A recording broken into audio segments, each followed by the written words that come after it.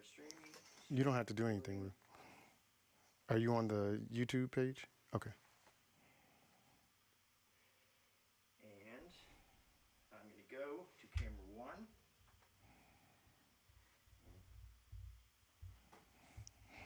Happy Friday, everyone. Welcome to Drumversations.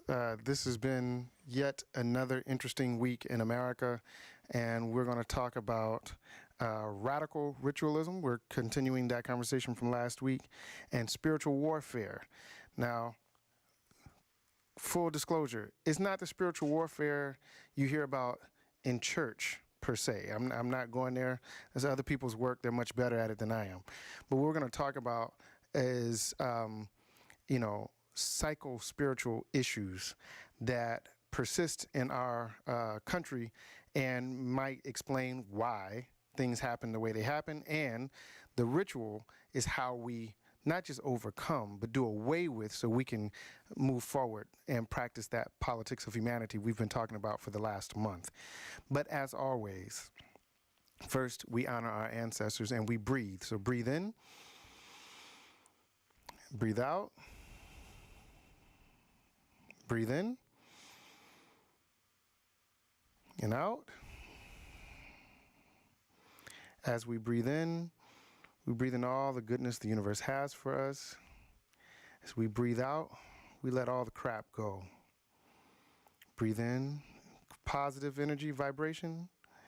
Breathe out, negative energy, lower frequencies. Breathe in and breathe out. I'm going to play the ancestral drum call, and please put your ancestors' names in the chat, and we will call them later.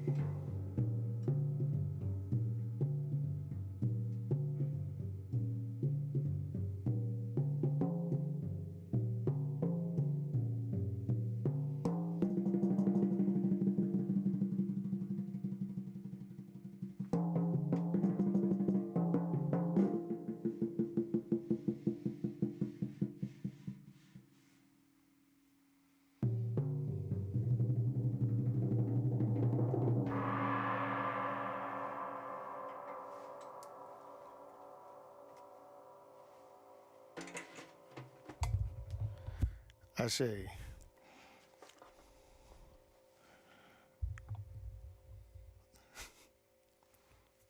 All right, so today we're talking about radical ritual and spiritual warfare, right? Again, it's not the spiritual warfare that is discussed in church. I'm not going there. I'm not dealing with that. Other people have dealt with it so much better, I just don't feel like I need to. This is different. This is about how, energy manifests in spirit and how it impacts us, and how there are folks in our environments, in the media and elsewhere, who are aware of these, and they manipulate that energy to then manipulate us and derive then power from that manipulation, all right? It's in the context of all eyes being on America this week as former Vice President Joe Biden tried to quote unquote debate 45.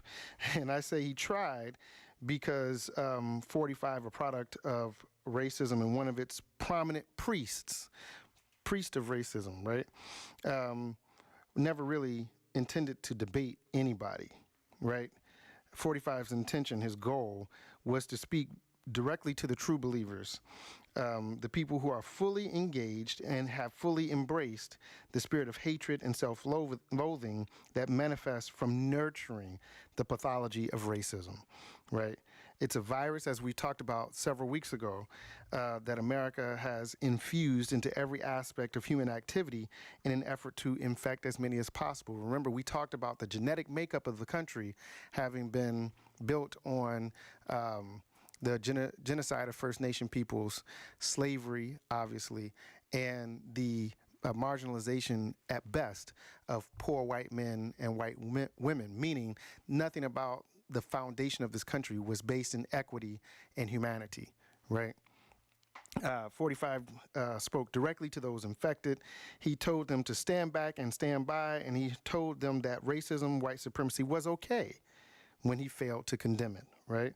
He affirmed them, he energized them by creating fear and confusion, and he's become the embodiment of that vibration, right? And it took me a while to figure out if and how I should talk about it, because I don't want to talk about that person just because, right? By doing what he's done, particularly in the seat that he sits in, right? The generation of fear and anxiety, the stirring up of those negative emotions, negative vibrations, lower frequencies, and then the conversation about him directly, right? Whenever he tweets, whenever he says anything, whenever he does anything, executive order, what have you, and then the media frenzy around it, and all of the conversation, it feeds him, it gives him energy, right? Just thinking about him makes me sick, because that's the work he does. That's his goal, right? So we're not going to talk directly about anybody in that office, right? We're just not, but we have to talk about how everything that is done from that chair impacts the world, let alone the country and the people watching, whether they're following or afraid of what the outcomes may be. And then we're going to discuss the things that we can do to combat this, right? So I was, again, searching. I was up last night just trying to figure out, like I said, how and if and whether I should even address this issue. And I went to sleep wrestling, had some interesting dreams that probably will be a topic of another Drumversation. But when I woke up, I looked at the table across from me, and I saw this book by Eckhart Tolle. This book called A New Earth, right? Awakening to your life's purpose. It was published in 2005, and I've had this book for years, and I think Eckhart Tolle is a great mind when it comes to a lot of things. He's a German spiritual teacher, and in many ways autodidactic, right? He doesn't have graduate degrees. He did go to grad school, but he dropped out. His father wasn't really big on him going to school, so he taught himself and got into college and was teaching, language and other things, philosophy. So in very much an autodidactic scholar, right? And he says that he had his own spiritual awakening after going through intense bouts of depression in his early 20s. And it was from this awakening that he was set on this path to teach the world about the stuff that he had learned. And I bring Eckhart Tolle up, and I think the reason why the ancestors had me see that book, which had been on the table for months, but I hadn't picked it up. I put it there, or my wife put it there, and, you know, it's just been sitting there, right? But I think it was there because when I opened it up this morning, it reminded me of a concept he wrote about back in 2005 called the pain body. We're going to use the pain body as a metaphor for all this stuff that's going on, right? So the pain body, as Tolle writes, is a psycho-spiritual manifestation of our inability or unwillingness to process and let go of past traumas, fear, and other emotional and spiritual baggage, right? So in that context, think about America, right? The fact that in 1619, the first 20 and odd Negroes were brought here as enslaved Africans, right? Indentured or not, they were enslaved. And by 1640, the House of Burgess in Virginia had on paper dealt with a legal separation of poor white indentured servants and poor African indentured servants. In the John Punch case, it was John Punch, an African man, a Scottish guy, and an Irish guy. They were all enslaved or indentured. They all escaped. They were all caught. But the Scotsman and the Irishman were only given 4 additional years of servitude, 3 to the colony and 1 to the master. John Punch, the African, was given the rest of his life, right? He became a perpetual bondsman.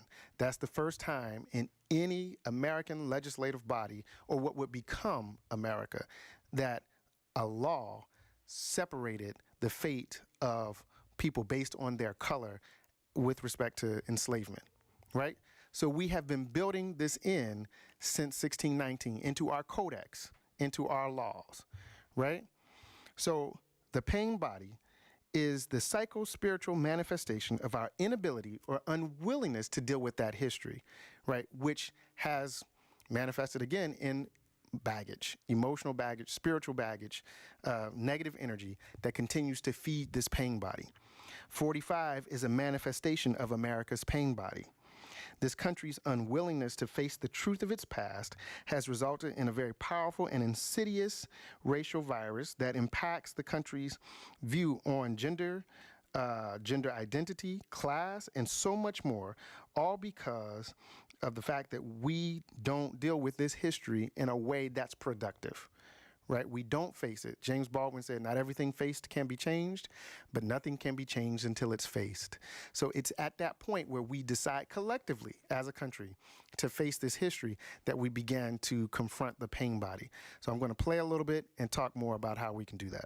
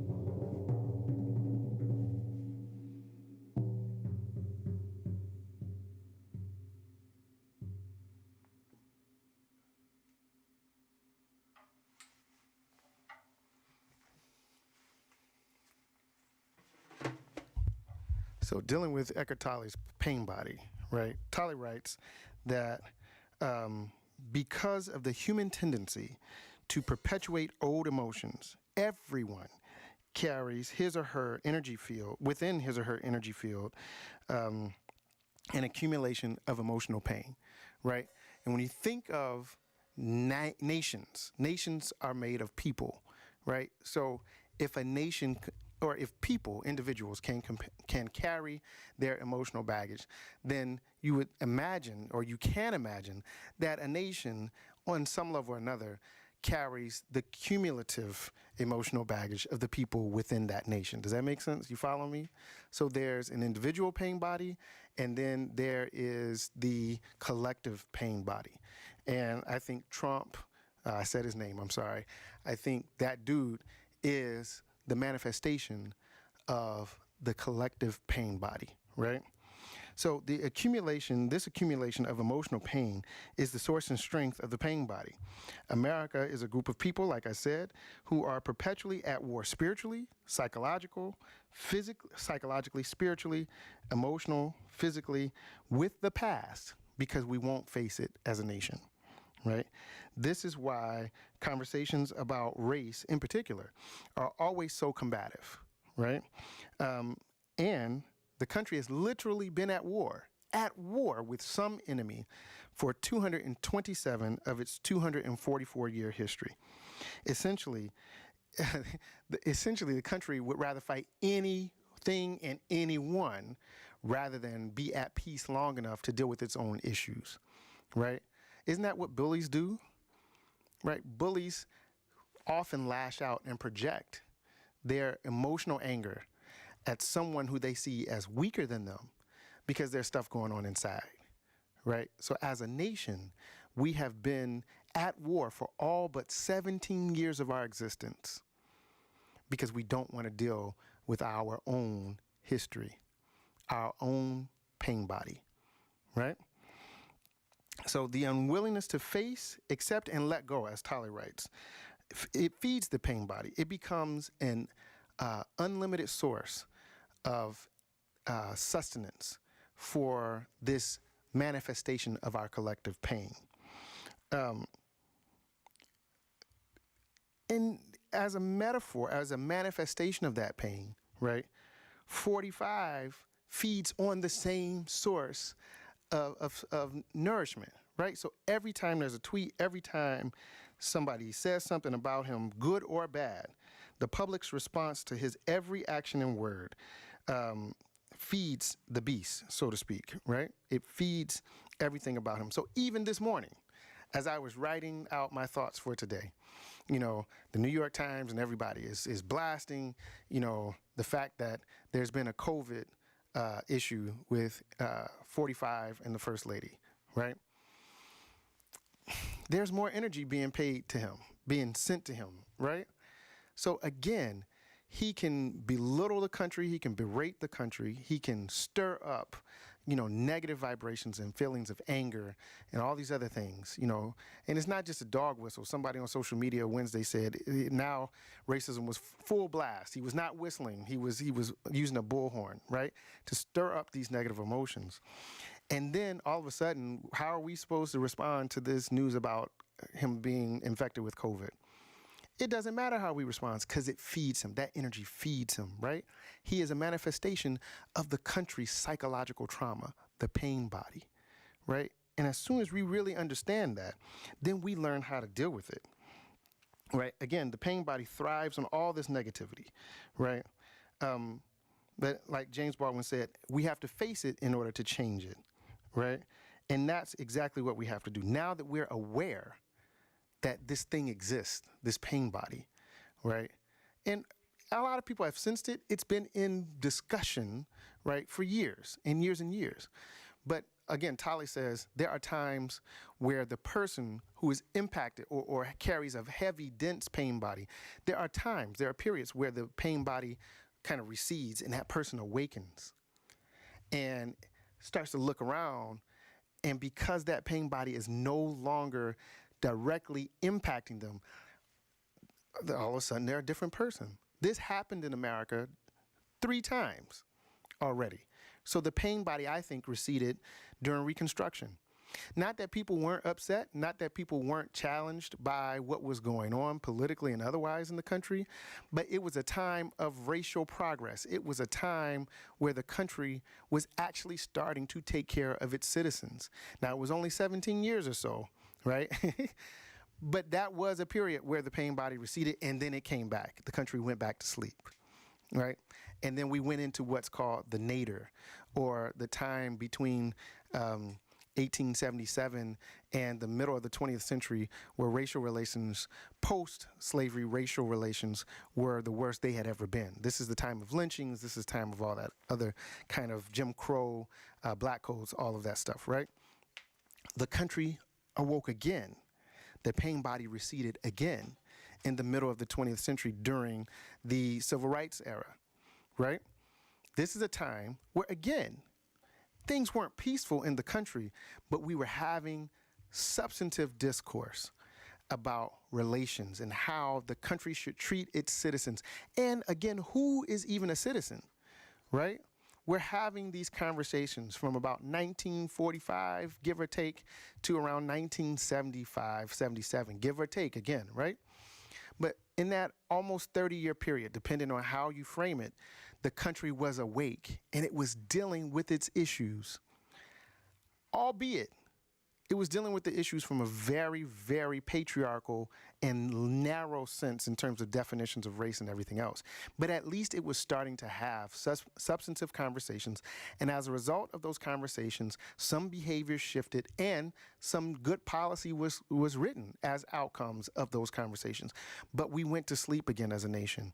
And as we went to sleep, The rise of the prison industrial complex, mass incarceration, started around 1975 when we had less than 300,000 people in prison, and now we have over 2.5 million people in prison, right? 40 years. The crack epidemic of the 1980s happened. So many things have happened since we've been asleep, and now we're starting to wake up again. The question is, how do we stop from going back to sleep? We know what this is, right? We've had 3 times. Everybody says the 3rd time is the charm, but that's not true, because this is the 4th time if you count what's going on now in the context of COVID as an awakening, right? All the social unrest that's happened in the last 8 months could be seen as an awakening. And the way we stay awake is to recognize that we're dealing with a psycho-spiritual issue as a result of the trauma we carry as individuals and as a nation. And it affects us all differently, right? Some would argue, well, there are people who are successful in spite of, and they might be people of color, black, green, blue, brown, whatever. And being successful in spite of does not mean that we don't have to deal with the substance of those issues, right? Because for us to truly be great, we have to support and sustain the humanity of everyone within this country's borders. In order to live in balance with the planet, the people of the planet have to create systems and infrastructure that support and optimize, the humanity of everyone on the planet. So we then teach people what balance looks like. That's ma'at in the ancient Kemetic tradition, right? Cosmic balance that then, governs the balance that we have with ourselves and each other, right? Once we are aware, once we understand, and then we have to understand the density and strength of that pain body. And as it relates to the rituals we talked about last week, the ritual of connectivity, the ritual of preparation, and the ritual of action, understanding the nature and density of our collective and individual pain bodies relates to the ritual of preparedness. That's the educational part, right? You might be waking up, you might have been woke, but being woke doesn't mean you're prepared, right?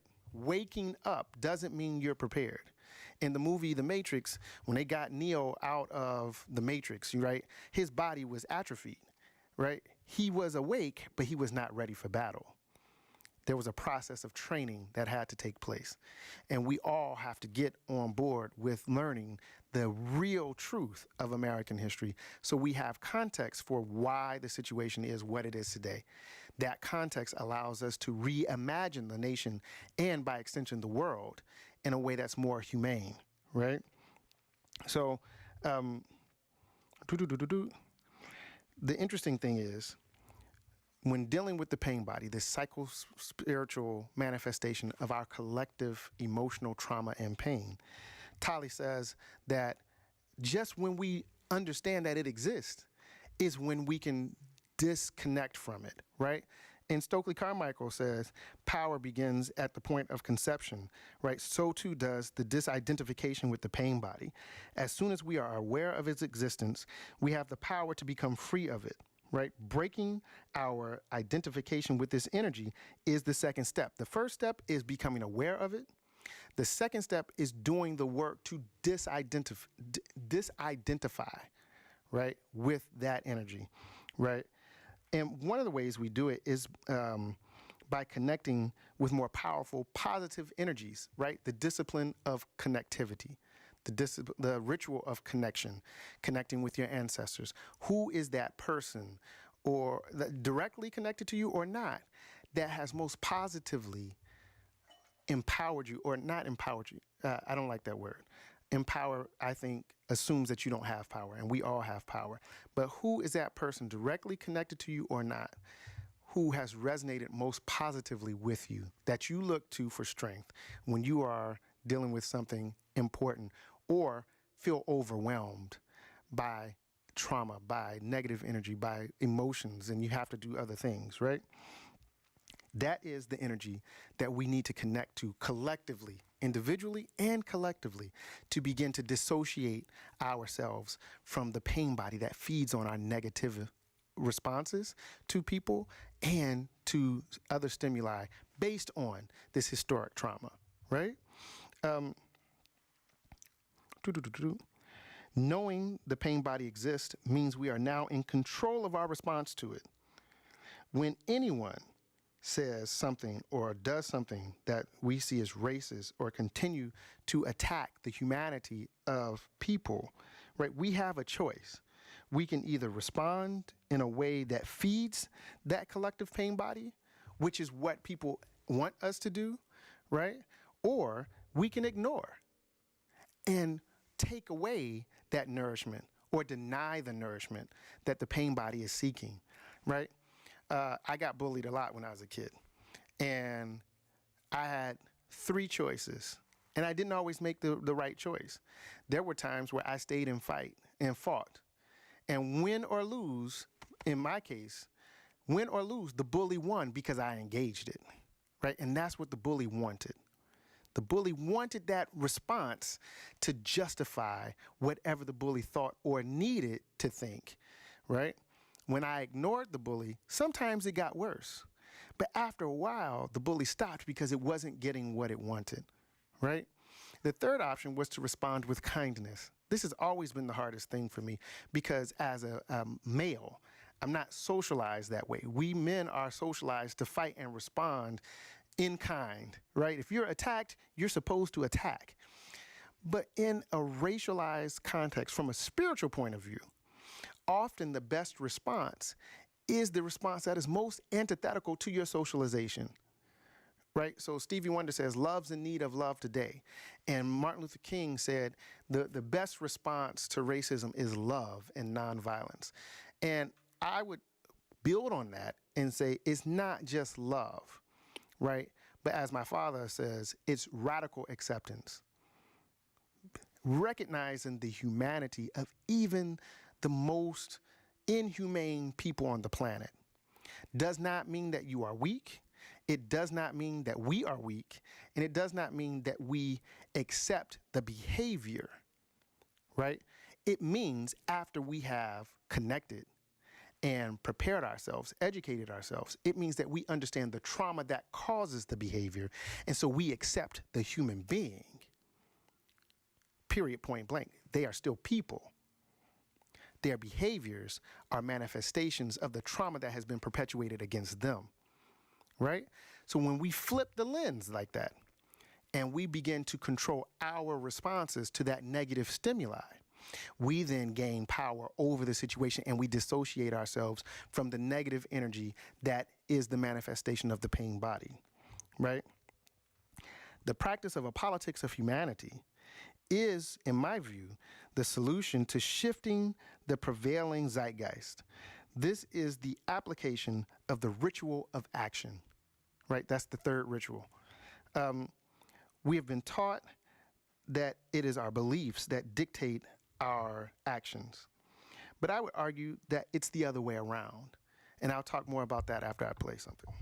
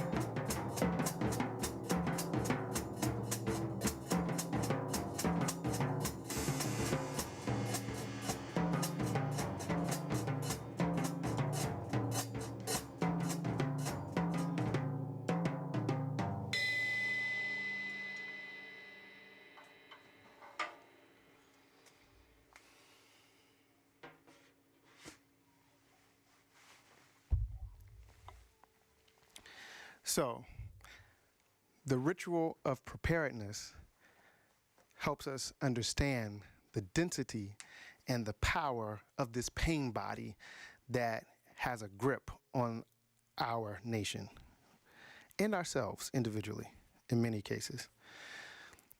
The ritual of connection, connectedness, helps us connect to positive mentors in history, positive energies in our ancestral sphere that helps us the negativity that feeds the pain body. And it's the ritual of action that I think shifts our beliefs, right? So we talked about, a long time ago, we talked about the 4 agreements by Miguel Ruiz. And what he argues in that book is that much of what we believe is a product of our socialization, right? We didn't choose to believe those things. We believe them because we were taught to believe them, right? Again, power, sky is blue. Who told you sky is blue? Well, mom told me the sky is blue. Well, who told mom the sky is blue? Well, her mom told. Well, who told her mom?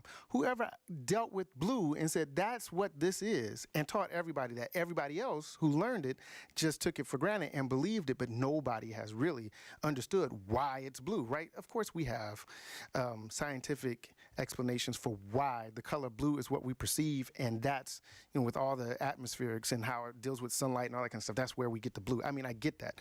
But why do we call it blue in the first place? Right? That's what I'm getting at.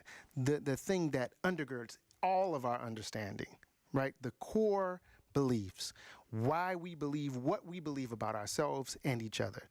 Those things are often done for us. And we live in a society where we rarely question those things, right? And we're not taught to engage that way. I remember, because I grew up in the church, and I remember when I got fired from church the first time of 5. And I felt that I really was scared. I felt like I was going to hell in some way, shape, or form that first Sunday that I was not in church doing what I had been taught I was called to do, which is play drums in church. I had been doing it since I was 6 years old. And church time came and went, and I was still alive.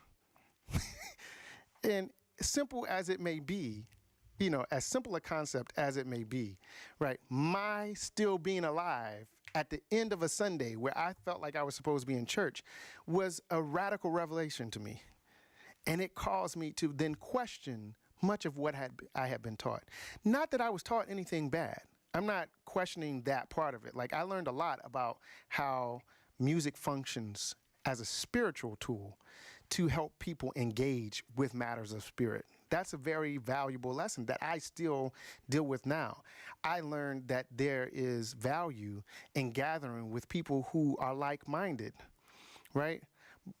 But what drove me out of the church, what caused me to get fired, is that I was the diversity of thought that was not welcomed, right? I had an evolved, because of my experiences outside of the church, I had an evolved sense of what I thought ministry was as a music minister. And it didn't jibe with anybody, and so they forced me out. That's cool, right?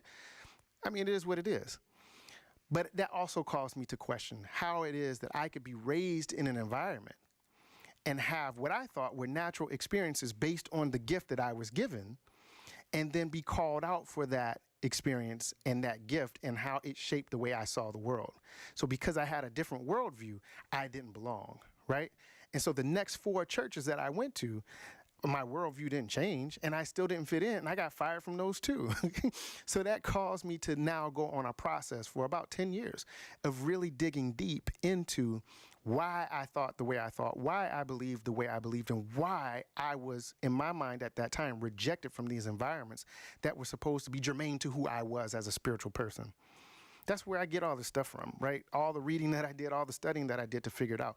In much the same way Eckhart Tolle went through this period of self-discovery, I did the same thing, and, here we are. So our actions, I came to understand, is what define our beliefs. How do I know that? Here are 2 quick experiences, maybe 3. I grew up in Linden, and I went to Columbus City Schools, right? And throughout my K-12 experience, more often than not, there were teachers who had low expectations of me because I came from the hood, I came from a single-parent household, And because I was also African American and male, right? They saw a path for me that was not necessarily the path I wanted or even thought of for myself. And it wasn't the best path. I literally had teachers say, whether you learn or not, I get paid. I literally had a teacher say, you would have been my best student, but you challenged everything I said. Side note, the only reason why I challenged everything he said is because I was interested in what he said, and I went to the library and I did some research, and I came back and asked questions that he couldn't ask, right? So challenging authority because you're engaged as a student was looked upon as a bad thing, right? And of course, the teachers who stood out in my experience were absolutely the teachers who encouraged me, but they were minorities in that experience, right? Only 3 or 4 teachers from kindergarten to 12th grade that I really think had my best interest as a human being in mind. That's not a lot. That's not a high percentage, right? And so those experiences shaped some of what I began to see or believe about myself. And I wanted to drop out 2 times. The only reason why I didn't drop out of high school is because my mother wouldn't let me play drums. And I was making good money playing drums if I dropped out of school. So that was the hook. If you want to play drums and you want to go play in clubs, you want to go and play in church, you have to do well in school. And so I was told I couldn't graduate. I wasn't worth it. But I graduated. And because I graduated, because I did this thing, I then, the way my mind works, started to question everything they had ever told me about myself that didn't align with my own self-concept. I think that may be unique to me because I'm a drummer, and as a musically trained person, we are taught to look at our faults and strengthen them. Not everybody has that kind of training. I get that. But in my experience, the doing of the thing shifted the belief or informed the belief, as opposed to people imposing their ideas and ideals and me just taking that for what it is, right? So when I graduated, when I did the thing, that caused me to question what was said about me, right? And then after I graduated, I went to Ohio State. And I was a student off and on from 1997 until 2013. It's a long time. And I did drop out of Ohio State twice.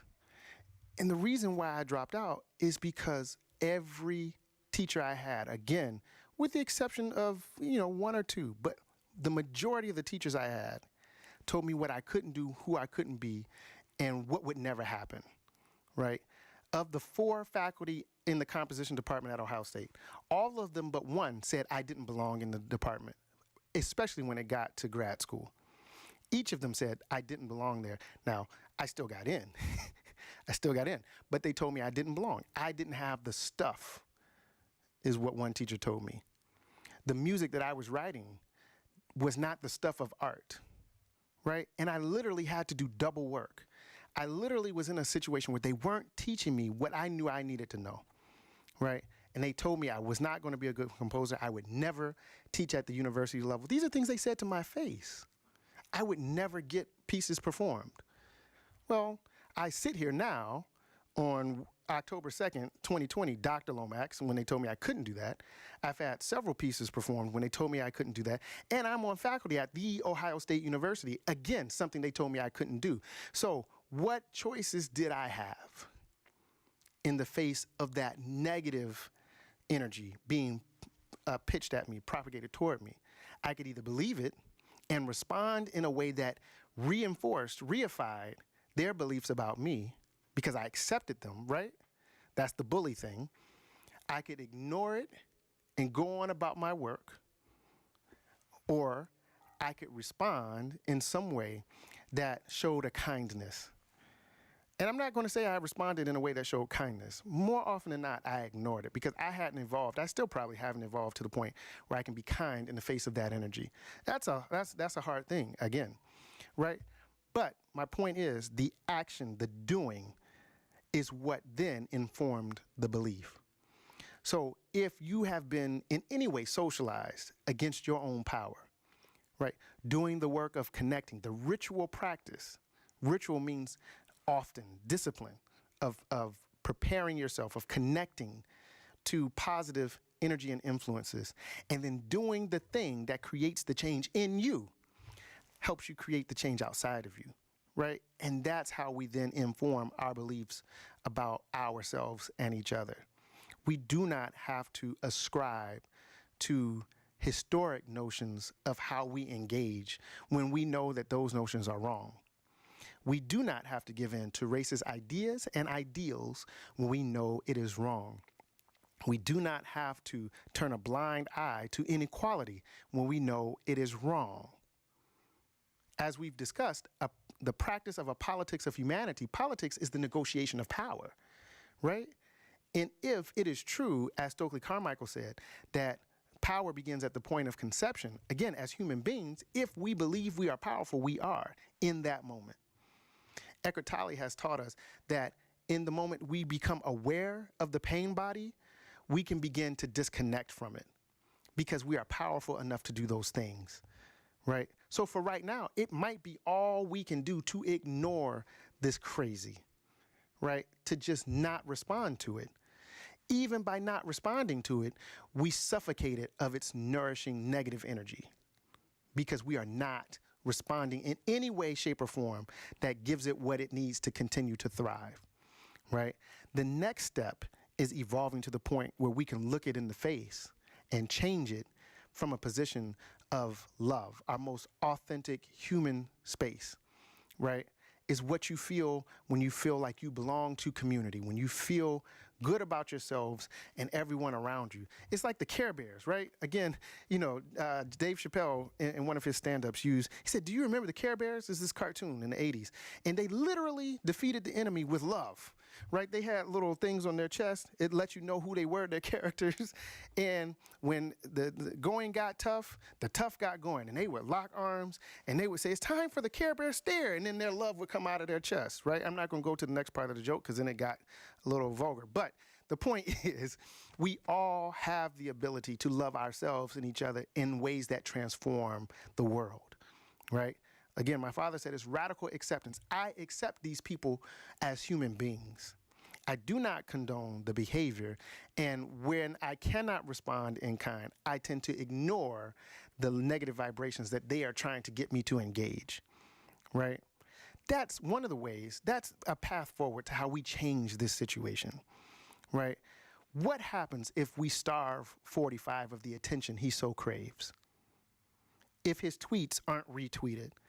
If anything he says does not hit the airwaves across media platforms, conservative, moderate, and liberal? What if we just didn't pay attention to anything unless it was actual news? I bet that we would see a shift. Not necessarily in that behavior, but we would see a shift in the way this nation responds to the negativity that's just 24/7.